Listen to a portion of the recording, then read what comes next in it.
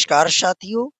साथियों, आज की इस वीडियो में मैं आप सभी को बता दूं कि हमारा जो टॉपिक होगा वो प्राचीन भारत होगा।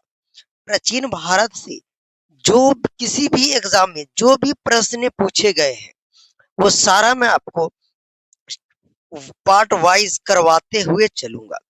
इससे आपको ये आइडिया लगेगा कि जैसे प्राचीन भारत है, इससे किस टाइप के एग्जाम में प्रश्न पूछे जाते हैं। वो चाहे रेलवे के एग्जाम में हो, बीपीएससी के एग्जाम में हो, एसएससी के कोई भी एग्जाम में पूछे गए हो, कुल मिलाकर दुनिया का कोई सा भी, दुनिया नहीं मतलब हमारे भारत का वनडे एग्जाम यानी कोई सा भी एग्जाम में ये जो भी प्राचीन भारत से सवाल पूछे गए होंगे वो आपके सामने सवाल आएगा। सब लिखा हुआ रहेगा कौन से डेट में कि कब पूछा गया है पूरे। इसके बाद हम लोग 2024 और 2025 में भी जो जो एग्जाम्स हुए हैं और इस चैप्टर से जो भी क्वेश्चंस पूछे गए वो सारे को करेंगे। कुल मिलाकर हमारा यही मकसद है कि हमारा आप सभी को पूरा चैप्टर वाइज पीवाईक्यू लाकर रख दे। आप एक बार क्वेश्चंस देखिएगा, आपका दिल खुश हो जाएगा। इतने मेहनत आप सभी के लिए मैं किया हूँ कि आप बोलोगे वाह क्या बात है। तो चलिए आइए शुरू करते हैं आज की इस क्लास को। ओके मेरे भाई, तो मेरे भाई ये रहा सवाल आप सभी के सामने। जैसे कि हड़प्पा सभ्यता की खोज किसने की थी, पहला सवाल। और ये आपके बीपीएससी 2018, एसएससी सीजीएल 2017 में ये सवाल पूछा गया है। तो ये पूछा गया कि हड़प्पा सभ्यता की खोज किसने की थी। तो आप बोलोगे कि मेरे भाई हड़प्पा सभ्यता की खोज दयाराम साहनी ने किया था। किसने किया था? दयाराम साहनी ने, यानी कि पहला का ऑप्शन बी सही आंसर हो जाएगा। ओके मेरे भाई, ओके ओके। और पूछेगा कि कब किया था, तो वह 1921 में की थी, किया था कि कब मेरे भाई। तो बोलोगे कि मेरे भाई वह 1921 में हड़प्पा सभ्यता की खोज दयाराम दयाराम साहनी ने किया था। अब सारे प्रश्न को देखिएगा, हर एक प्रश्न किसी न किसी एग्जाम में पूछा ही गया है। ओके, चलिए आइए देखते हैं दूसरा सवाल। दूसरा सवाल हमारे पास है मेरे भाई कि सिंधु घाटी सभ्यता किस युग से संबंधित है। सिंधु घाटी सभ्यता जो है वह किस युग से संबंधित है, ये आपको बताना है। ओके मेरे भाई, ये भी आपको बीपीएससी 2020, रेलवे एनटीपीसी 2019 में पूछा गया प्रश्न है। तो बोलोगे सर वो, तो वो कंस युग में जो है सिंधु घाटी सभ्यता युग से संबंधित है, किस युग से? बोलोगे सर वह कंस युग से। किससे मेरे भाई? कंस युग से, यानी कि option C is the right हो जाएगा। ओके मेरे भाई, चलिए आइए अगला सवाल देखते हैं। अगला सवाल है कि सिंधु सभ्यता की बंदरगाह स्थल कौन सा था। सिंधु सभ्यता का बंदरगाह स्थल कौन सा था, ये आपको बताना है। ये भी आप देख रहे होंगे कि सवाल बीपीएससी 2021, एसएससी सीजीएल 2020 में पूछा गया हुआ ये भी प्रश्न है। तो बोलो कि सर वो लोथल, किससे? लोथल। कौन सा बंदरगाह स्थल कौन सा था? तो बोलो कि सर वह लोथल बंदरगाह स्थल था।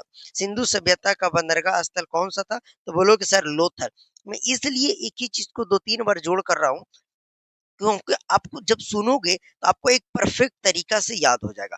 ओके मेरे भाई, चलिए आइए अगला सवाल देखते हैं। बहुत बेहतरीन तरीका से मैं आप सभी को पीपीटी की मदद से ही पढ़ाऊंगा। अगर आप इसका पीडीएफ चाहिए, इसका पीडीएफ चाहिए आपको, तो आप हमारे टेलीग्राम से ज्वाइन हो जाइएगा। आपको पीडीएफ फ्री ऑफ कोर्स, हर एक क्लास का पीडीएफ आपको मिल जाएगा। और बेहतरीन तरीका से आप अपना तैयारी कीजिए। इसके बाद जो भी एग्जाम्स आएंगे उसका मैं प्रॉपर तरीका से आपको जीके जीएस बहुत अच्छे तरीका से करवाऊंगा। ओके, चलिए आइए अगला सवाल देखते हैं। अगला सवाल है हड़प्पा सभ्यता की लिपि किस प्रकार की थी। ये जो हड़प्पा सभ्यता था मेरे साथियों, इसकी लिपि किस प्रकार की थी, ये आपको बताना है। ओके, ये भी हमारा पूछा गया प्रश्न एसएससी सीजीएल 2019 में, रेलवे ग्रुप डी 2014 में। देखिए रेलवे ग्रुप डी 2014 में ये पूछा गया प्रश्न है। तो सारा प्रश्न आपका पूछा गया है। ओके, तो इसका सही ऑप्शन हो जाएगा, बोलोगे मेरे भाई कि चित्रलिपि। कौन सी लिपि? तो चित्रलिपि, यानी कि हड़प्पा सभ्यता में लिपि किस प्रकार की थी? तो बोलोगे सर वो चित्रलिपि थी। कौन सी लिपि थी? चित्रलिपि। हड़प्पा सभ्यता में लिपि किस प्रकार की थी? तो चित्रलिपि, चित्रलिपि, चित्रलिपि। ओके, ऐसे करने से आपको चीजें ज्यादा याद होती है और आपको पता होगा कि पीवाईक्यू 60 से 70% रिपीट करते हैं मेरे भाई, ये बात आप याद रखिएगा। इससे आपको आइडिया लग रहा होगा कि आप ज्यादा कैसे किस टाइप के सवाल आप पढ़ेंगे। ओके, चलिए आइए अगला सवाल देखते हैं। मेरे भाई अगला सवाल हमारे पास है कि वेदों की संख्या कितनी है। ये तो सबको पता होना चाहिए कि वेदों की संख्या कितनी है। तो बोलोगे सर वो वेदों की संख्या 4 है। इतना इजी सवाल बीपीएससी 2015 और एसएससी जीडी 2021 में पूछा है। बताओ मेरे भाई कितना सवाल अच्छा आसान पूछ रहा है कि वेदों की संख्या कितनी है। तो बोलोगे सर वेदों की संख्या 4 है। कौन कौन? तो ऋग्वेद, सामवेद, यजुर्वेद और अथर्ववेद, ये चारों हमारे पास वेद है। ओके, आई होप आपको समझ में आ गया होगा। अब देखिए यहाँ पे ऑप्शन ऋग्वेद में मुख्य रूप से क्या संकलित है। मेरे भाई बोलोगे सर इसका ऑप्शन, तो ऑप्शन ही दूसरे पेज में हो गया होगा, वो मैं आपको दिखा देता हूँ। क्वेश्चन पढ़ लीजिए कि ऋग्वेद में मुख्य रूप से क्या संकलित है। तो बोलोगे सर ऋग्वेद में जो है वो भजन और स्त्रोत, भजन और स्त्रोत शामिल है। कौन कौन भजन और स्त्रोत शामिल है? Option A is the right answer. ये भी बीपीएससी 2017 में पूछा गया प्रश्न है। देखिए यहाँ पे सब देख रहे हैं जो बीपीएससी में ही पूछा है। देखिए ये यूपीएससी प्रीलिम्स में पूछा गया प्रश्न है। मतलब मैं आप सभी के लिए बहुत मेहनत कर रहा हूँ, बहुत क्वेश्चंस खोज रहा हूँ। और ऐसा नहीं कि आपको आप किसी भी जब आप पीवाईक्यू लगाएंगे तो आप देख लीजिएगा सारा ये आपका एक जगह आपको चैप्टर वाइज कभी भी पीवाईक्यू नहीं मिलते। आपको इस चैनल पे मिलेंगे और हर एक चैप्टर का, चाहे वो साइंस का हो, जीके हो या फिर वह जीएस हो, एकदम चैप्टर वाइज हम लोग करेंगे पीवाईक्यू, एकदम ढूंढ के लाएंगे कहाँ छिपा हुआ है। ओके मेरे भाई, तो अगला है दशराज युद्ध का वर्णन किस वेद में है। दशराज युद्ध का वर्णन किस वेद में है, ये आपको बताना है। तो बोलोगे सर वो दशराज युद्ध का वर्णन जो है वह ऋग्वेद में है। कौन से वेद में है मेरे भाई? तो बोलोगे सर ऋग्वेद में है। कौन सा? ऋग्वेद में है। ओके मेरे भाई, ये भी हमारा देख लिए ना कौन कौन से एग्जाम में पूछा गया प्रश्न है। बोलोगे हाँ भाई पूछा हुआ तो है। जैन धर्म के 16वीं तीर्थकर कौन थे? जैन धर्म के 24वें, सॉरी मैं लगता है 16वां बोल दिया, सॉरी मेरे भाई। जैन धर्म के 24वें तीर्थकर कौन थे, ये आपको बताना है। तो बोलोगे सर वो जो थे जैन धर्म के 24वें तीर्थकर वो हमारा महावीर थे। कौन थे? महावीर थे। यानी जैन धर्म के 24वें तीर्थकर कौन थे? बोलोगे सर महावीर थे। बोलोगे आप लोग क्या बोलोगे सर? कि महावीर थे। ओके मेरे भाई, ओके। आइए ये भी आप देख रहे हैं एसएससी सीजीएल 2022 में पूछा गया और बीपीएससी 2018 में पूछा गया। देखिए बोलोगे सर आप चारों ऑप्शन क्यों नहीं बताते मेरे भाई? आप कॉम्पिटिटिव एग्जाम की तैयारी कर रहे हो, आप ऐसा तो नहीं कि चारों ऑप्शन आपको पढ़े नहीं आ रहा है कि किसमें कौन सा ऑप्शन है। मैं डायरेक्ट आंसर बता दे रहा हूँ, इससे आपका टाइम कम हो लगेगा। ओके मेरे भाई, ओके। चलिए आइए, है वह हमारा महावीर स्वामी का जन्म कहाँ हुआ था। महावीर स्वामी का जन्म कहाँ हुआ था? महावीर स्वामी का जन्म कहाँ हुआ था? बोलोगे सर वो वैशाली में हुआ था। कहाँ? वैशाली में। कहा मेरे भाई? तो बोलोगे सर वैशाली के कुंड ग्राम में हुआ था। वैशाली के कुंड ग्राम में महावीर स्वामी का जन्म हुआ था। महावीर स्वामी का जन्म कहाँ हुआ था? वैशाली कुंड ग्राम में हुआ था। कुंड ग्राम में हुआ था। ये भी आप देख रहे हैं बीपीएससी 2020, रेलवे एनटीपीसी 2019 में पूछा गया। मैं कह रहा हूँ ना मेरे भाई कि आप किसी भी गवर्नमेंट एग्जाम की तैयारी करते हैं, आप हमारे चैनल से जुड़कर रहिए। आपको मैं पूरे बहुत बेहतरीन तरीका से पीवाई को ढूंढ-ढूंढ कर लाऊँगा। देखिए मेरे भाई, मैं एक और बात मैं अपनी तरफ से स्पष्ट कर देता हूँ कि बहुत भाई ऐसे भी होंगे, कि वह कमेंट करेंगे कि भाई तू तो अभी खुद ग्रेजुएशन फाइनल है, तुम खुद अभी गवर्नमेंट एग्ज़ाम का प्रिपरेशन कर रहा है और आप हमें क्यों पढ़ा रहे हो? तो मेरे भाई देखिए, मैं आपको थ्योरी नहीं पढ़ा रहा हूँ, मैं आपको ये पीवाईक्यू करा रहा हूँ। क्या करा रहा हूँ मेरे भाई? पीवाईक्यू करा रहा हूँ। और आपको चैप्टर वाइज करा रहा हूँ। मैं तो थ्योरी आपको पढ़ा नहीं रहा हूँ। हाँ, हालाँकि अगर थ्योरी पढ़ाने की बात हो, तो मैं साइंस आपको पढ़ा सकता हूँ, सोशल साइंस भी पढ़ा सकता हूँ। बट मैं यहाँ पे थ्योरी आपको तो नहीं ना पढ़ा रहा हूँ। भाई पढ़ाने में क्या है, मैं तो बस आपको पीवाईक्यू करा रहा हूँ। यानी कि जो भी एग्ज़ाम में हर एक एग्ज़ाम में जो भी प्रश्न पूछे गए हैं चैप्टर से, वो मैं लेकर आ गया हूँ। आपके लिए बहुत हेल्पफुल होगा।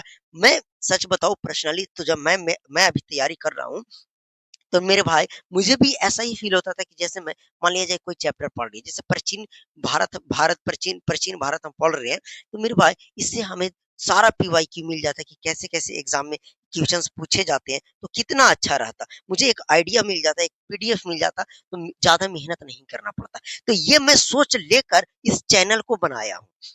आप सभी के लिए काफ़ी ज़्यादा इम्पोर्टेंट है, मेरे लिए भी इम्पोर्टेंट है कि चीज़ें मेरी भी रिवाइज़ होती जाएगी।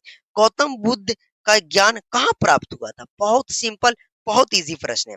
गौतम बुद्ध है, उनका ज्ञान कहाँ प्राप्त हुआ? देखिए, बीपीएससी 2017 में पूछ दिया, एसएससी जीडी 2021 में पूछ दिया। कितना ईज़ी सवाल पूछ रहा है मेरे भाई। बस रिवीजन नहीं होती है, इसी से हमारा सवाल नहीं बनता है। बोलोगे सर बोध गया मैं, कहाँ बोध गया में? ओके, चलिए आगे देखते हैं। अगला सवाल है मेरे साथियों कि गौतम बुद्ध का जन्म किस वंश में हुआ था? गौतम बुद्ध का जो जन्म है वह किस वंश में हुआ था? बोलोगे मेरे साथ कि वो शाक्य वंश में हुआ था। कहाँ? शाक्य वंश में हुआ था। ये भी देखिए तो आपके ये पूछा गया है रेलवे एनटीपीसी 2022 एसएससी सीजीएल 2021 में। ओके मेरे भाई, सारा सवाल आपको पूछा हुआ ही मिलेगा। मौर्य साम्राज्य की स्थापना किसने की थी? मौर्य साम्राज्य की स्थापना किसने की थी मेरे भाई? बोलो कि चंद्रगुप्त मौर्य ने। चंद्रगुप्त मौर्य, ये भी आपको देख लीजिएगा, आप नीचे आप खुद से पढ़ लीजिए कि कौन कौन से एग्जाम में कौन से सवाल पूछे गए हैं। ओके, मैं आंसर डायरेक्ट बताते हुए चलूंगा, कम टाइम लगेगा। तो कौन सा हो जाएगा मेरे भाई? तो बोलोगे चंद्रगुप्त मौर्य, चंद्रगुप्त मौर्य। ओके मेरे भाई, आइए अगला। अशोक ने कलिंग युद्ध कब लड़ा था? अशोक ने कलिंग युद्ध कब लड़ा था? अशोक ने कलिंग कलिंग युद्ध कब लड़ा था मेरे साथियों? ये आपको बताना है। तो बोलोगे कि सर वो जो 261 ईसा पूर्व में लड़े थे, 261 ईसा पूर्व में। कब? 261 ईसा पूर्व में। ओके मेरे भाई, अब देखते चलो कि कौन से एग्जाम में कौन से सवाल पूछे गए हैं। धम्म नीति का प्रचार किसने किया था? धर्म धर्म लिखना चाहिए, धम्म नीति का प्रचार किसने किया था? 14 नंबर प्रश्न है कि धम्म नीति का प्रचार किसने किया था? तो आप बोलोगे सर वो चाणक्य थे। चन सॉरी, चाणक्य नहीं, अशोक हो जाएंगे मेरी, हाँ मेरे भाई 100% अशोक हो जाएंगे। धर्म नीति का प्रचार अशोक ही किए थे, चाणक्य नहीं मेरे भाई। Sorry, I am so sorry. Ashok किए थे। कौन मेरे भाई? अशोक किए थे। ओके, तो ये भी आप देख रहे हैं एसएससीएल 2016 और 2015 में पूछा गया है। ओके, अब मेरे साथियों, अर्थशास्त्र ग्रंथ की रचयिता रचयिता कौन थे? मतलब अर्थशास्त्र ग्रंथ है, अर्थशास्त्र जो ग्रंथ है उसका रचयिता कौन है? उसके रचयिता कौन है? तो बोलोगे सर कि वो कैटिल्स भी थे, विष्णुगुप्त विष्णुगुप्त भी थे, चाणक्य भी थे, मतलब इसमें से सभी हो जाएगा। हाँ मेरे भाई, इसमें से सभी हो जाएगा। ये भी बीपीएससी 2014 एसएससी सीजीएल 2020 में पूछा गया प्रश्न है। ओके मेरे भाई, अगला है सम समुद्रगुप्त के किस उपाधि से जाना जाता है? समुद्रगुप्त को किस उपाधि से जाना जाता है? समुद्रगुप्त को किस उपाधि से जाना जाता है? ये आपको बताना है। बोलोगे भारतीय नेपोलियन, भारतीय नेपोलियन के उपाधि से जाना जाता है। समुद्रगुप्त को किस उपाधि से जाना जाता है? बोलोगे सर भारतीय नेपोलियन, भारतीय नेपोलियन के उपाधि से जाना जाता है। ओके मेरे भाई, ये भी बीपीएससी 2019 एसएससी जीडी 2021 में पूछा गया प्रश्न है। ओके मेरे भाई, मेरे भाई हर्षवर्धन की राजधानी क्या थी? ये आपको बताना है कि हर्षवर्धन, हर्षवर्धन की राजधानी क्या थी? बोलोगे सर क्या थी? अब बताओ मेरे भाई। तो आप बोलोगे सर हर्षवर्धन की जो राजधानी थी वह कन्नौज थी। कौन थी मेरे भाई? कन्नौज, यानी 17 का ऑप्शन नंबर ए सही हो जाएगा, कन्नौज थी। ये भी बीपीएससी 2016 रेलवे ग्रुप डी 2018 में पूछा गया प्रश्न है। ठीक है, अगर आप सभी का प्यार और सपोर्ट अच्छा रहा मेरे भाई, तो इस चैप्टर की कम से कम मैं 8 से 10 प्रैक्टिस सेट करवाऊंगा और बहुत बेहतरीन तरीका से कराऊंगा। हर एक पीवाईक्यू को मैं टच करूंगा, आपके सामने प्रस्तुत करूंगा। उसके बाद 2024 और 25 में जो भी इस चैप्टर से पूछे गए होंगे उसके मैं कवर करूंगा। उसके बाद प्राचीन इतिहास के बाद यानी कि और जितने भी टॉपिक्स होंगे हर एक टॉपिक को इसी तरीका से खंगाल कर लाऊंगा। तो मेरे भाई थोड़ा मेहनत लगेगी। वीडियो अगर वीक में 3 या 4 भी आ जाएगी तो बहुत है, आप पेशेंस रखिएगा। आपको हर एक चीज बेहतरीन तरीका से मैं बताने का प्रयास करूंगा। एक बेहतरीन पीपीटी बनाकर आपके सामने प्रस्तुत करूंगा। ऐसा नहीं कि कुछ भी पढ़ा दूं, कुछ भी रख दूं, नहीं मेरे भाई, मैं प्रॉपर ढंग से आप सभी को तैयारी कराने आया हूँ और बेहतरीन तरीका से तैयारी हम लोग सब मिलकर एक जॉब लेकर रहेंगे। ओके मेरे भाई, तो अब है हर्षवर्धन का शासनकाल में कौन सी चीनी यात्री भारत आए थे? ये बताना है कि हर्षवर्धन के शासनकाल में, किसके शासनकाल में? बोलोगे सर हर्षवर्धन के शासनकाल में चीनी यात्री कौन थे जो भारत आए थे? ये आपको बता। तो बोलोगे सर कि वो जो थे वो ह्वेनसंग थे। ह्वेनसोंग थे। कौन थे? ह्वेनसोंग। साला चीनी का नाम भी बहुत डेंजर आता है, तो याद कर लीजिएगा मेरे भाई। ये भी देख लीजिए, एसएससी सीजीएल 2017 बीपीएससी 2021 में पूछा गया प्रश्न है। ओके, नालंदा विश्वविद्यालय की स्थापना किसने की थी? नालंदा विश्वविद्यालय की स्थापना किसने की थी? नालंदा विश्वविद्यालय की स्थापना किसने की थी? बोले कि सर वह कुमार गुप्त ही थे जिन्होंने नालंदा विश्वविद्यालय की स्थापना किए थे। नालंदा विश्वविद्यालय की स्थापना कौन किए थे? तो कुमार गुप्त। ओके मेरे भाई, आइए अगला सवाल देखते हैं।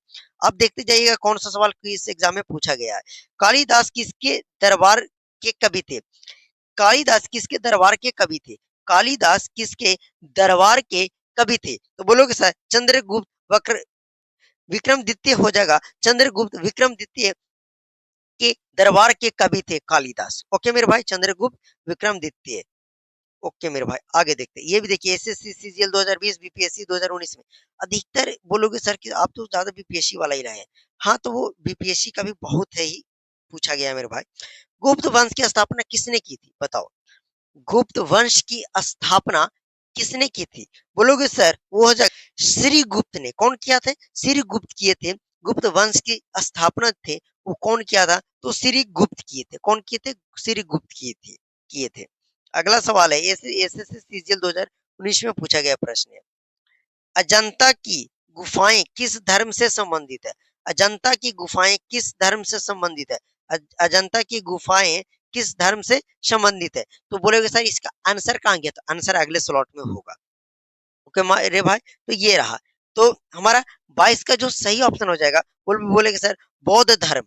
बौद्ध धर्म किसे? बीपीएससी 2015 एसएससी सीजीएल 2020 में पूछा गया प्रश्न। ओके, अगला सवाल है, अल बेरूनी भारत कब आया था? अल बेरूनी भारत कब आया था मेरे साथियों? ये आप सभी को बताना है। बोलोगे सर वो आया था महमूद गजनीबाद के साथ। वो महमूद गजनवी के साथ आया था। किसके साथ? महमूद गजनवी के साथ आया था। कौन? अल बेरूनी भारत कब आया था? ये भी देख लीजिए, बीपीएससी 2018 एसएससी सीजीएल 2016 में पूछा गया प्रश्न है, तो ऑप्शन यही था, राइट आंसर हो जाएगा। अगला है, फहियान किस काल में भारत आया था? फहियान जो है वो किस काल में भारत आया था? ओके मेरे भाई, तो बोलोगे सर वो जो था ना, वो चंद्रगुप्त द्वितीय। देखिए यहाँ पे आंसर पर डबल है, आप ऐसे भी मार सकते हैं। तो वो चंद्रगुप्त द्वितीय के काल में भारत आया था। ओके मेरे भाई, आइए अगला, ये भी देख लीजिए बीपीएससी में पूछा गया। अगला है मेरे भाई, ये सवाल जो है आपको मैं लिख देता हूँ, थोड़ा ध्यान दीजिए। तो मेरे भाई, मगध की पहली राजधानी कौन थी? तो देखिए मैं आपको थोड़ा सा बताता हूँ। मगध का जो पहली राजधानी थी मेरे भाई, वो हमारा राजगीर गिरिव्रज हो जाएगा। ठीक है, गिरिव्रज। लेकिन इससे बदल कर हमारा मगध की राजधानी अब पाटलिपुत्र कर दिया गया। पाटलिपुत्र कर दिया गया। ये बात आप ध्यान रखिएगा। ये भी आपका एग्जाम बीपीएससी 2020 और रेलवे एनटीपीसी 2021 में पूछा गया है। 2021 में पूछा गया है, ध्यान दीजिएगा। ओके मेरे भाई, अब है मेरे भाई, बुद्ध ने प्रथम उपदेश कहाँ दिया था? बुद्ध भगवान जो थे, बुद्ध जो थे, उन्होंने अपना प्रथम उपदेश कहाँ दिया था? बताओ मेरे भाई, उन्होंने पहला अपना प्रथम उपदेश कहाँ दिया था? बोलोगे सर कोई बोध गया मत मार देना मेरा भाई। बोले तो सारनाथ में। कहा? सारनाथ में। कहा मेरे भाई? सारनाथ में दिए थे। ये भी एसएससी जीडी 2018 बीपीएससी 2015 में पूछा गया सवाल है। ओके, अगला है, सप्ती सिंधु का उल्लेख किस वेद में है? सप्ती सिंधु का उल्लेख किस वेद में है? मेरे साथ वो ऋग वेद में है। किस वेद में है? ऋग वेद में। अब जब वेद पढ़ोगे तो आपको आपको वेद में ही आपको पढ़ना होगा। साम वेद, यजुर्वेद, ऋग्वेद, अथर्ववेद, इस तरीके से 4 वेद होते हैं, जो मैं आपको स्टार्टिंग में ही बताया था। तो ऋग्वेद जो सप्त सिंधु का उल्लेख किस वेद में है? तो ऋग्वेद में है उसका। ये भी आपका देखिएगा पूछा गया। मैं बोला ना कि हर एक क्वेश्चन किसी न किसी एग्जाम में पूछा ही गया है। ओके, अगला है कि बुद्ध का महापरिनिर्वाण कहाँ हुआ था? बुद्ध का महापरिनिर्वाण कहाँ हुआ था? ये आप सभी को बताना है। तो बोलोगे सर वो कुशीनगर में हुआ था। मेरे भाई, कहाँ हुआ था? कुशीनगर में हुआ था। कहाँ हुआ था? कुशीनगर में हुआ था। ओके मेरा भाई, चलिए आइए अगला सवाल देखते हैं। गुप्त काल का स्वर्ण युग क्यों कहा जाता है? गुप्त काल की गुप्त काल को स्वर्ग युग क्यों कहा जाता है मेरे भाई? ये बताना है कि गुप्त काल को स्वर्ग युग क्यों कहा जाता है? तो क्यों कहा जाता है? इसमें लिखा आर्थिक समुदाय के कारण, साहित्य और काल के उत्कर्षण के कारण, विशाल साम्राज्य के कारण या इनमें से सही। तो ये ऑप्शन डी हो जाएगा, इनमें से सभी। ओके मेरे भाई, ये भी आप देख लीजिए बीपीएससी 2021 और एसएससी 2020 में पूछा गया। मेरे भाई लास्ट सवाल होगा, मेगास्थनीज किसके दरबार में आया था? मेगास्थनीज जो है वो किसके दरबार में आया था? चंद्रगुप्त मौर्य के दरबार में। किसके? चंद्रगुप्त मौर्य के दरबार में। मेरे भाई अब बताओ आप सभी, कैसा आपको आज का ये वीडियो लगा? मैं मेरा बात थोड़ा सा आप सुनिएगा मेरे भाई। मैं आप सभी को हर एक बोल रहा हूँ कि चैप्टर वाइज लगभग जितने भी क्वेश्चंस होंगे सबको खंगाल कर लाऊंगा, और हर एक क्वेश्चन को मैं इस तरीका से प्रस्तुत करूंगा कि आपको वो कभी ना कभी कोई ना कोई एग्जाम में पूछा ही गया होगा। उसके बाद ऐसा कुछ क्वेश्चंस लाएंगे 200 से 300 उस चैप्टर से खंगाल कर, जो एग्जाम में पूछे जाने की संभावना है। मेरे हिसाब से मेरे भाई 70 से 80% तो पीवाईक्यू नहीं तो 60 से 70% पक्का पीवाईक्यू रिपीट होते हैं, 100%। तो ये चैनल ही उस उद्देश्य से बनाया गया है कि आप सभी के लिए 100% प्रॉफिटेबल हो। तो मेरे भाई आप सभी प्लीज सपोर्ट कीजिएगा, आज हमारे इस चैनल का फर्स्ट वीडियो है। चलिए मिलते हैं आप सभी से नेक्स्ट वीडियो में। ओके मेरे भाई, जब तक आप सभी के लिए जय हिंद, जय भारत। पढ़ते रहिए, मस्त रहिए, खुश रहिए। ओके।